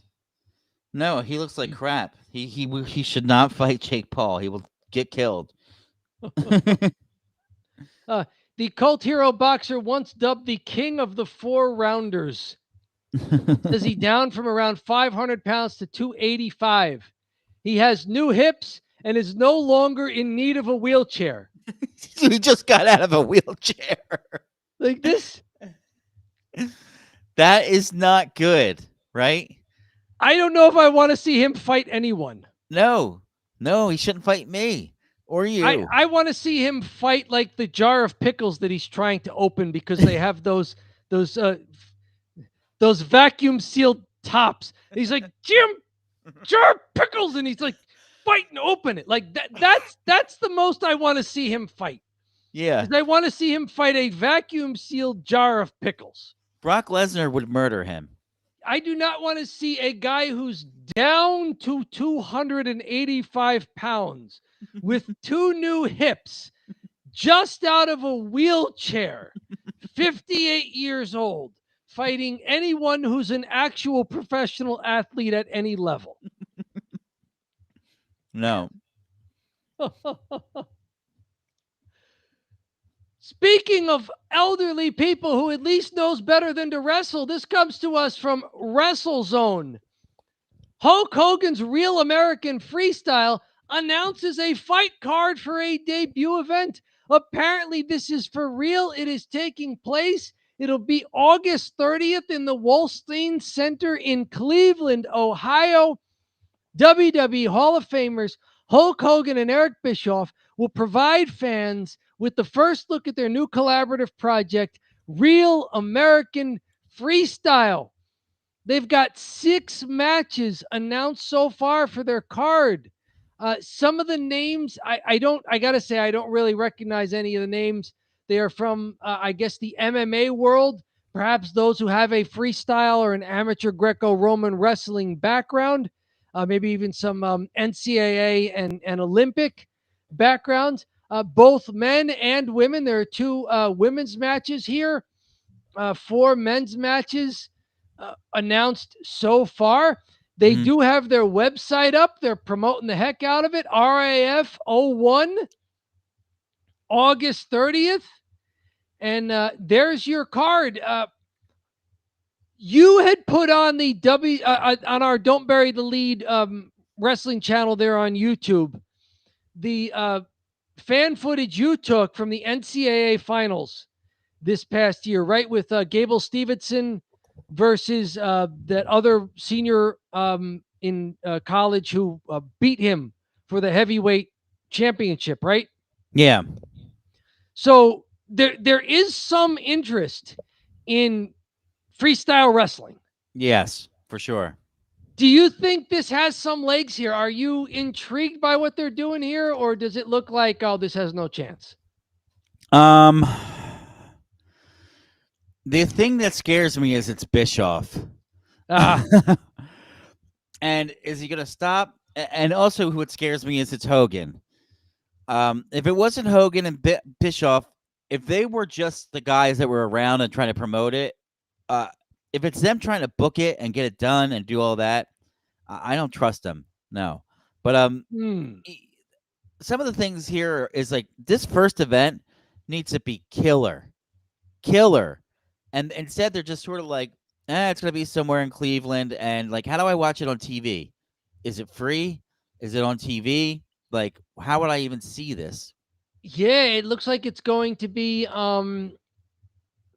this is the weekend of August 30th. Sounds to me like, is that a Sunday? So this will be the Labor Day night. Yeah, this is probably Saturday. This is the same weekend is WWE's Clash in Paris premium live event, I think. Yeah, so there goes Which all will the probably be wrestling an fans. afternoon start for those of us in the U.S. And that could go, there goes all the wrestling fans that would watch because of Hogan. So then you're going to need, guys that can, then you would need wrestlers, right, to promote the whole thing. So where are the wrestlers promoting it, And Yeah, I I don't- wonder if it's going to be available, like even on like Bleacher Report premium live event service that they use, as anything like that. There doesn't seem to be anywhere here how to watch it unless you're live in the crowd there in Cleveland. I don't know. I don't know about this, but I got to tell you, every time I say I don't know, and it turns out like, oh my goodness, they did put together a card. It Oh. seems like they're at least giving it a shot. They put together a 6-match card. They've got a venue. They're selling tickets. They've got some big names behind it. It's funny. I'm reading an article right now, and it's from a different. It's not Dave Meltzer, but it's someone quoting Dave Meltzer, and what Dave Meltzer's saying about this. So, oh no, how many stars? As noted by Wrestling Observer's newsletter, Dave Meltzer, the promotion's co-founder, Izzy Martinez, stated in an interview last week that the Real American Freestyle has agreed to a broadcasting deal with Fox. Meltzer emphasized that Martinez appeared to be referring to the network's national broadcast channel, not FS1, a cable or streaming deal. That's obviously a gigantic difference. Meltzer wrote, "It's also far easier to believe that it would be on Fox News." Someone said that it'll be on Fox News, Fox Nation, where Fox Nation. Okay, that sounds like maybe a streaming platform that they have. Yeah, I hope not. Because I know they have Fox, they have Fox Sports, they've got Fox News. Fox Nation sounds like something else. Okay. We'll have to see. But former MMA championship fighter and broadcast analyst Chael Sonnen has come aboard as the live event commentator. So they're trying to get some names here involved in this. Bo Nicol, one of the Reilers, he's an undefeated MMA wrestler. So they do have some people who are accomplished. I'm wondering if there's enough name recognition for this to draw a big crowd. I'm cheering for them. I'm always cheering for people who are giving an honest go at things, and it looks like they're giving an honest go at it. So one of the girls that wrestled, her name is Blade, and she suplexed someone like crazy in the Olympics. Like she picked her up and like belly, almost back to belly, just destroyed this girl in the Olympics, and that was like a highlight of the Olympics. So that Blade girl is big for that big slam. I don't think she won gold, but then also in addition to that, Bo Nickel's really good wrestler that is in MMA. He's in UFC. He just lost his first match in UFC, so he'll be wrestling now. Oh, wow. And we got the Fixer. Damn, sorry I'm late, guys. It's been a night. I hear you, Fixer. It's been a night here as well.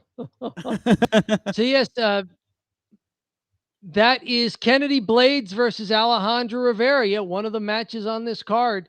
And Bo Nicol versus Jacob Cardenas. I've heard of Jacob Cardenas. Or Cardenas. I've heard of him, yes. Yeah. So anything else from for this them one, to Jim? do a good job. What's up? Anything else from this one? Nothing else from this one. It was Evolution will be a 7-match card. Cheap Heat this night was a 7-story rundown. That's all I got. It's pathologically frugal.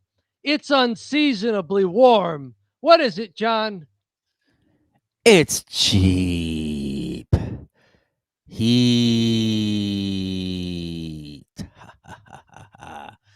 It's cheap heat. That was a great one, Dom. I got plenty of stuff I'd like to see videos made out of. I was struggling. That's why I made the Street Fighter one. I was like, I couldn't really find anything, so I tried the Street Fighter one as a experiment, but that hasn't. I don't think that may not pan out, but no worries there. Well, hey, while people are bouncing back and forth or chain reactioning one to the next this weekend with these big AEW and WWE events and whatever else they're doing, they can also hop on over to Don't Bury the Lead, a wrestling channel on YouTube. Check out our archive of live streams. Also, check out the edited videos that, John, you put together, and the hashtag shorts, the sub 60-second ones that you put out there. Great stuff on our channel, available anytime you are ready for it. So even if you can't catch us live, you can catch us when it's convenient for you. While you're there, hit the subscribe button. Join if you feel up to it. Help us climb our next mountain. Don't Bury the Lead, a wrestling channel on YouTube. Oh, here we go. We got the Fixer. Good evening, Fixer.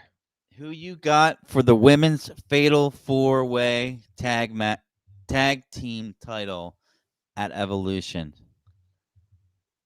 I think Raquel and Roxanne almost have to retain because that angle has more legs to it. I think they have to find a way to retain. I'm glad that Asuka's back and she and Kairi Sane are doing the tag team thing again. So good for Asuka. She looks like she's healthy and can give it another run. Alexa Bliss and Charlotte Flair. This may be one of the first interesting angles that Charlotte is involved in that doesn't involve her just saying, like, I'm Charlotte Flair. I'm the multi-time champion. My name is Flair. Woo! Just doing all the stuff, trying to ride her dad's coattails. And always great when NXT wrestlers get a taste of the main roster on a show. But I think Raquel Rodriguez and Roxanne Perez, they have to retain. You can't ruin this already, can you? Liv Morgan's not due back for several more months while rehabbing her shoulder.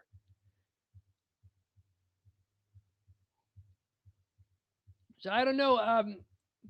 Fixer, who you got in the women's Fatal 4-Way tag team match? I'd be interested in that. When John comes back, maybe he can, if you send over a chat there, maybe he can pull that up when he jumps back in. I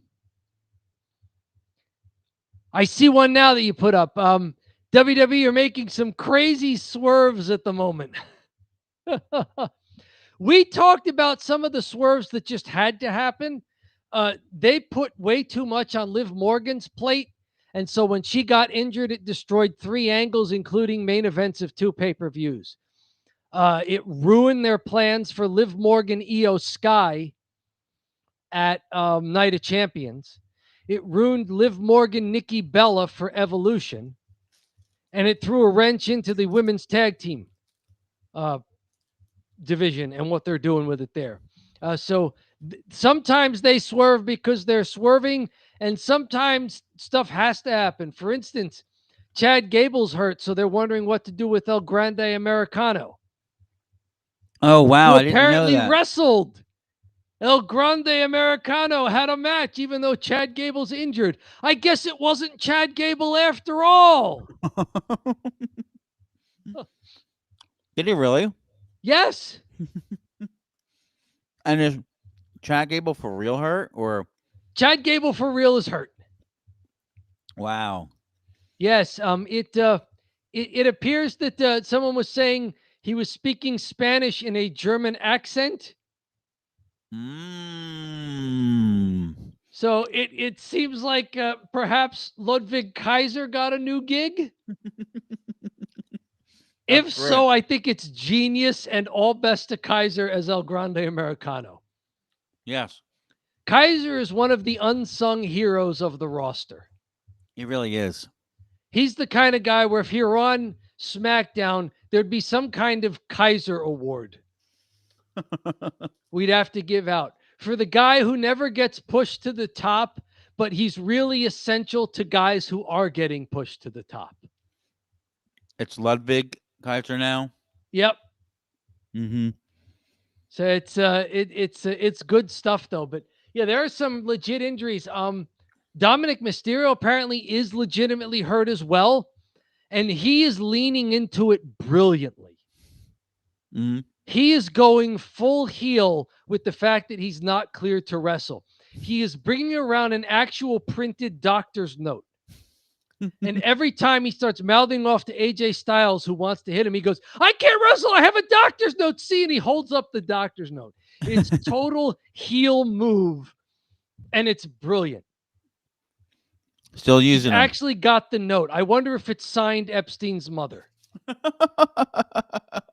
There's an old Welcome Back Cotter Sweat Hog reference for you out there who remember the old sitcoms who were in syndication. You got another one here from the Fixer. Kaiser takes over El Grande America. Oh, and everybody loves it because it's Kaiser and they know it. And they start cheering for the guy. Oh, that'd be incredible. That'd be fantastic. Whatever good thing can come Ludwig Kaiser's way, I'm all for it. He's a great, great worker. He's fantastic on the mic. He's the kind of guy that is never going to get his due. I know. But he's so good at what he does. Mm-hmm. And there is a place for him on the roster. Like, there's always a place on the roster for guys who make other guys better. Mm-hmm. Dom, I got to tell you my Italian goodbye story. Okay, we're in the Italian goodbye. This is the perfect time for story time. So, Dr. John, tell us a story. So, as you all know that are watching the show, specifically the Fixer, Dom, you know this. We do this segment called the Italian Goodbye. And the reason we call it the Italian Goodbye is it's our last segment, but it's not really a goodbye right away. It's not like, oh, hey, here's our, here's our YouTube channel. Here's this, here's that. Subscribe. We'll talk to you later. Have a nice night. Whatever. It's not like that. No, we just hang around for a little bit too long as we're saying goodbye. That's why we call it the Italian Goodbye. This happened to me in real life with a man. His name's Joseph Locastro. He's very Italian. He had buttons undone at a 4th of July pool party. He was smoking his cigar, and he's like huge man that I know from my industry. So I'm talking to this man, and we both work in supply chain. So we're talking about like, oh, I know this girl Keisha you work with. I'm like, oh yeah. Keisha's great. I'm like, and we're talking back and forth a little bit about like how our companies are and how they're set up, and we're talking about old company I work for and how nobody's there anymore. I'm like, yeah, I know everything's bad. So we're talking shop, right? So, we're about to leave here, and, eventually we're kind of slowing down a little bit. And he's like, all right, well, and I said something like, oh, I'm going to get some food. And then he's like, oh, yeah, okay. And then he's like, what about the tariffs? And I was like, oh, yeah, the tariffs, right? It's like, yeah, crazy. Like, we've been doing all this stuff to kind of work around it. But and then he says, we knew that they would kind of get rid of the tariffs. I was like, yeah, me too. He's like, oh, I'm going to go over here. I'm like, all right, well, I'll talk to you later. He said, yeah, well, and then like, he starts to go away. Right. And then as he got away, he's like, and you know what?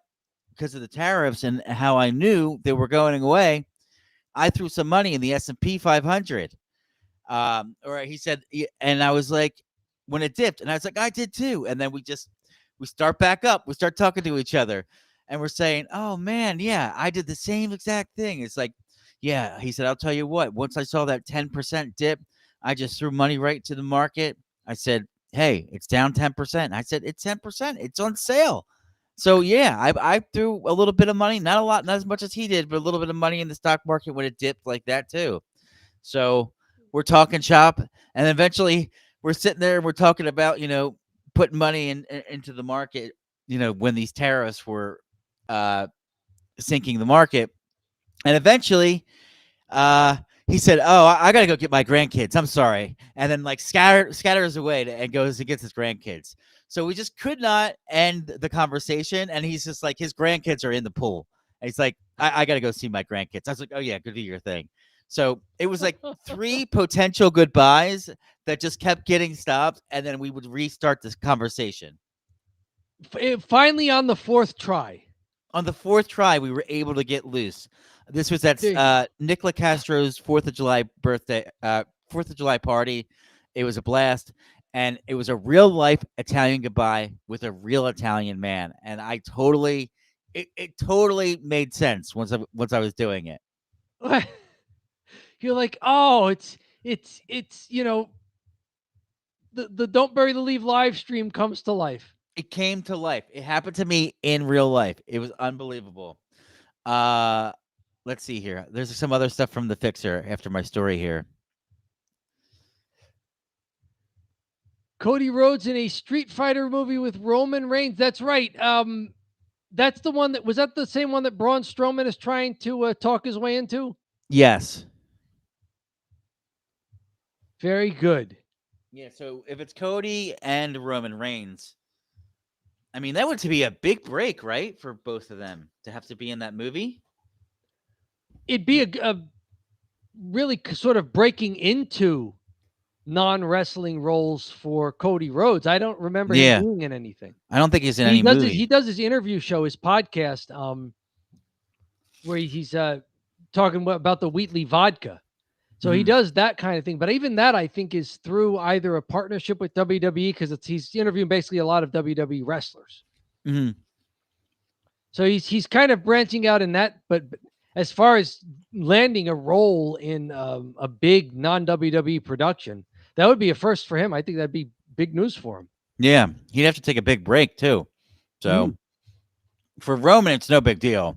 That guy goes on tons of breaks. But for Cody, at this point, yeah, Roman's been in the public eye, right? But at this point, Cody's been consistently wrestling for years now. I don't think he's taking a break. Yep. Yeah, that's his business. His business is wrestling. So he's not even where MJF was, landing a couple of roles and now being in a big Adam Sandler movie. Yeah. So let's see here. Oh, look. I do not have an Italian goodbye story about an actual Italian goodbye. No Italian goodbye story. No, you just live the Italian goodbye, right? It's every time you say goodbye. Right. It'll be both of their biggest roles in a movie, I think. It's Cody's debut role. I'm curious. Yeah, that's what I was reading myself, if I was remembering correctly. Yeah. Very good. Some verification from the Fixer. Very good. I wonder, for me, it's like, is this a B movie? Because you're getting all these wrestlers in it, you know? I don't know. I don't know enough. It's a movie based on a video game. It's probably not going to be Academy Award material. No, not Space Odyssey 2001. No, not there. Unless it's for like cinematography or special effects or something. Or if they have a new category for best video game adaptation. I could see this. Roman was in a Hobbs and Shaw, which was a Fast and Furious spinoff. Okay.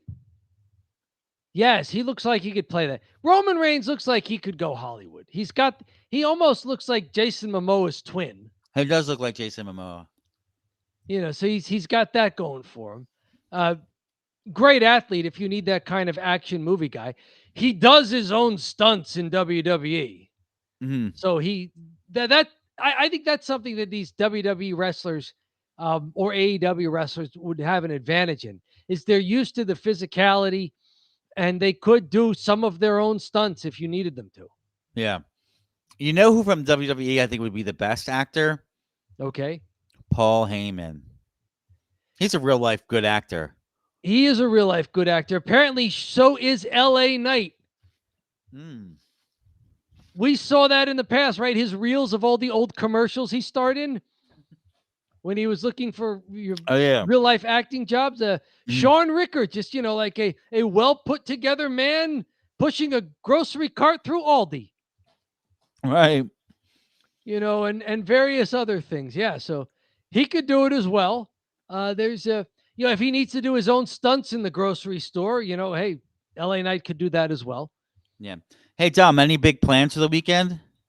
Not really, although I'm going to catch the AEW one might be tough because of the timing, but I'm going to try and catch Saturday night's main event and probably the Evolution Premium Live event Sunday night. If you want a passport to catch the AEW one, I can get you one. If you had interest in watching it. It's a 3 p.m. start, which may be screwy for me.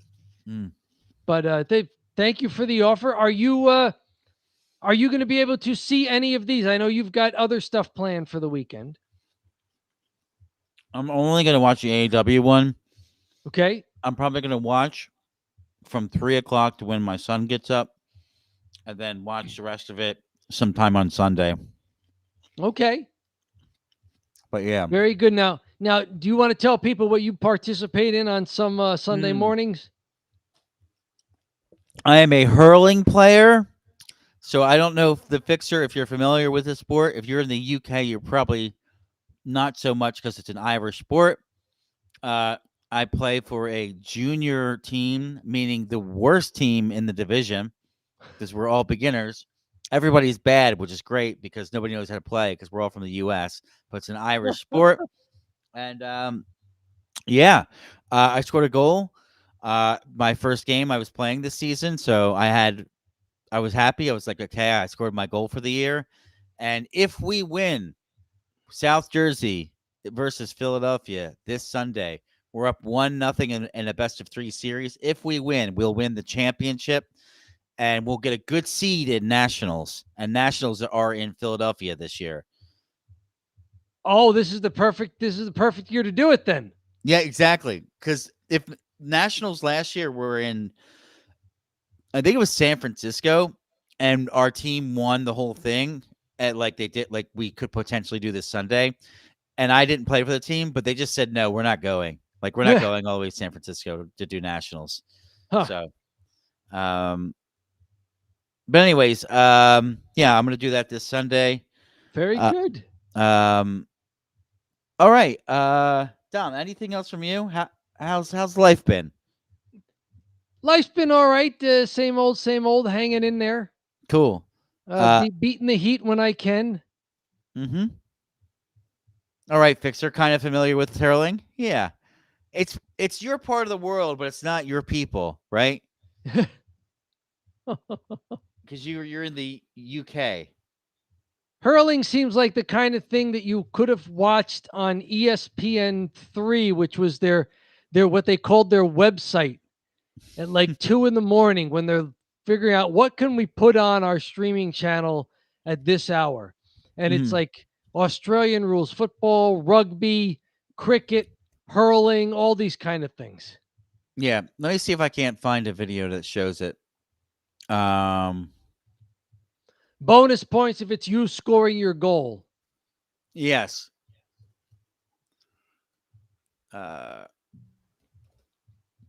Tell us in the comments, do you know what hurling is? Have you ever participated in a hurling match? And no, it is not the kind of hurling you do if you've had too much to drink.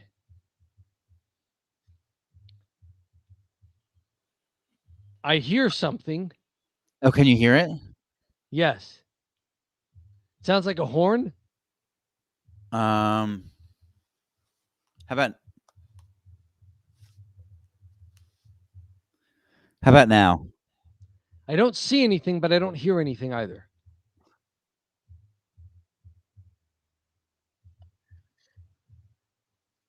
I did find the game where I scored my goal, so I'm going to show that. Okay. Okay, that is not okay. I just realized that what I'm hearing is the saw outside. They're renovating the vacated apartment above me in my building. Oh, right now? Let's do this. I'm going to share my screen. And we'll Apparently, watch the along. guy renovating, he works whatever hours he can get there. Okay, gotcha.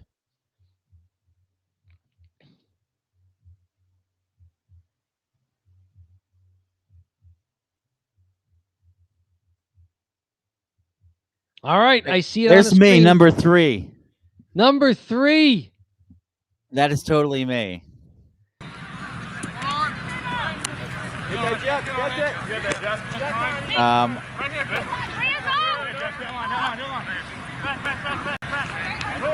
So you have to get the ball. So he shoots. He wants to get in between the posts. He gets 1 point. If it gets in the net, it's 3 points. Okay.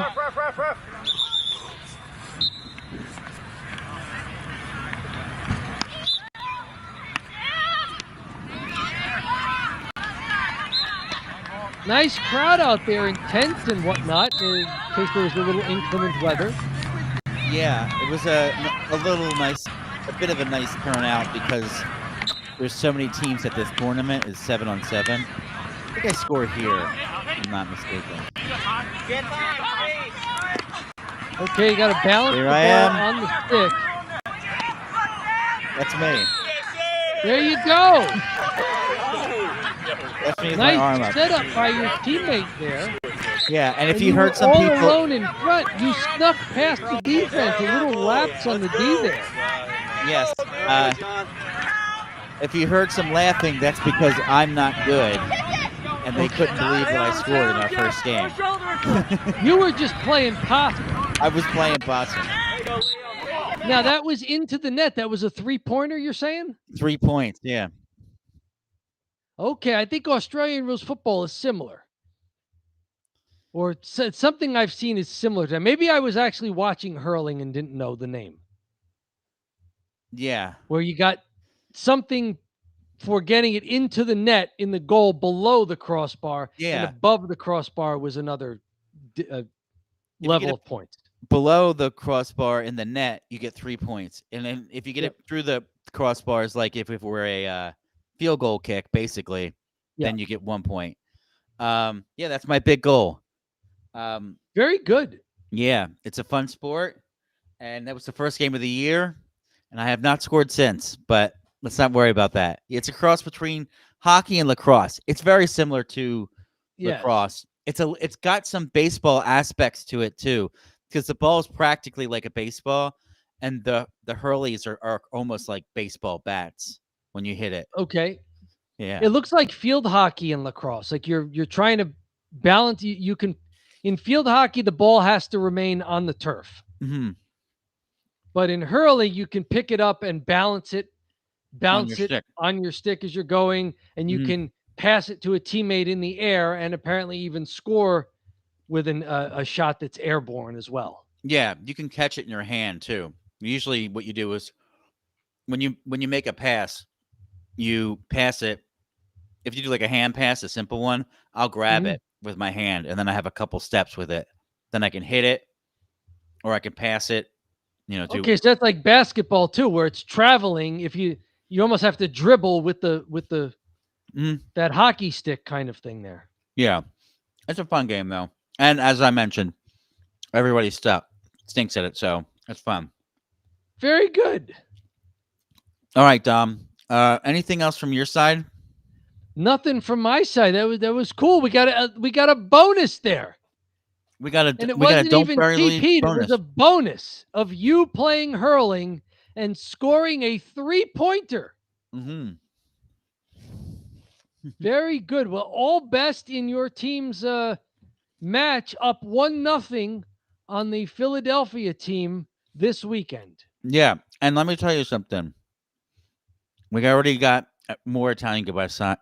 I was about to say that's the good night, but as you said though, John, keep your headgear tight because it ain't funny when you get a stick in the face. I had a hockey stick in the face when I was in college. Ooh, sounds brutal. That is a definite high sticking there. Mm-hmm. Did you play ice? Unless you were diving to block a shot and caught the stick that way. And were you playing with friends, or did you actually play for the college? That's the other question, Fixer. Ice hockey. My college had an ice hockey club team. Mhm. that at one point had lost, I think, 60 something games in a row. It was a multi-year losing streak.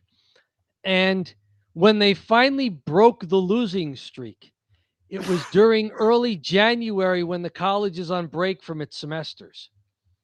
Now I was on the college newspaper at the time, and like we couldn't even cover it because you got 5 or 6 weeks off between semesters.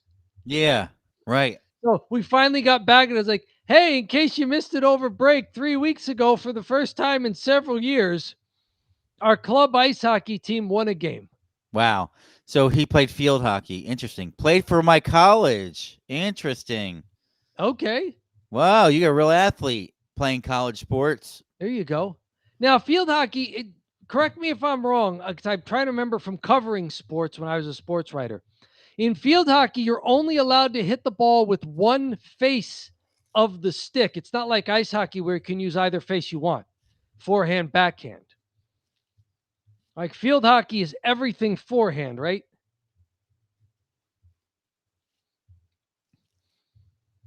Now in hurling, can you use either side of the stick, John? Yeah.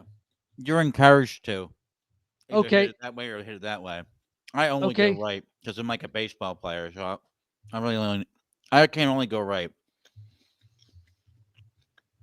Well, it's like in basketball, your dominant hand is probably what you dribble with, but it's good to learn how to at least sometimes dribble with the non-dominant hand. Was like 35 years ago. There you go. All right, interesting stuff. Well, good chatting with you boys. Fun as always. It's 11 o'clock, so I'm gonna tap out here. Fixer, great chat with you. Thanks for jumping on late. We have a especially long Italian goodbye here, Dom, which is our favorite. Dom, Which included a story of an Italian goodbye yes, Dom. with an actual Italian trying to say goodbye. And then we had a situation where we actually had the Italian goodbye because I was going to leave, and the fixer started talking about field hockey, and then we just started right back up again. Perfect. Fixer, you have Italian goodbye perfectly here. Wonderful. Yeah. All right. So I will. We're gonna shut down here. I got plenty of stuff for videos, Dom, for Cheap Heat. So great Cheap Heat tonight. And thank you for all who joined. We had a couple people on, a lot of quiet people, which is fine. And thanks for the fixer for hopping in with us. And let's just say, thanks so much, Dom. Thanks everyone, and have a great rest of your evening.